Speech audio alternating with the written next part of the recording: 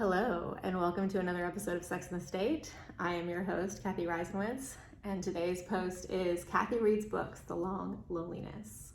More like the long autobiography, am I right? I just finished The Long Loneliness. It was fine. As I said before, I'd perhaps have enjoyed it more if I'd had any idea who Dorothy Day was when I went in.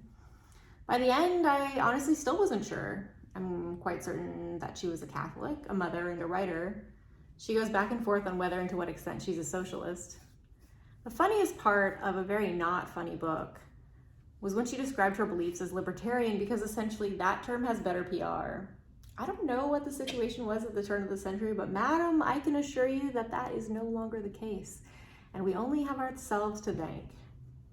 My favorite part of the book was how clearly horny she was for a man she worked closely with named Peter. There is simply no horny like Catholic horny. Southern Baptists try and probably come close, but we eventually end up with STIs and babies because only sinners plan to sin, carry condoms. But a Catholic, them bitches can maintain sexual attention across decades. I'm honestly in awe.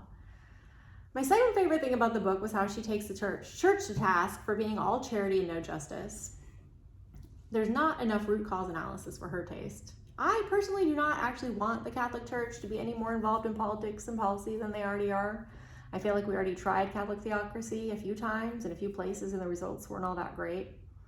I would suggest they clean up the whole child rape problem before telling electeds what to do, but I deeply empathize with feeling stabby when people in power put band-aids on bullet wounds.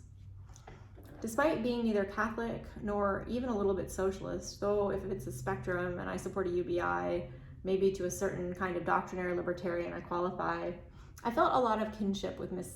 Day, and not just on the horny stuff.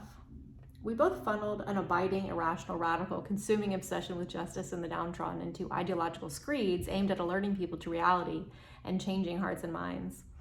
I can only hope that in 120 years, some asshole ideologue takes a moment to mercilessly mock and see themselves in my memoir.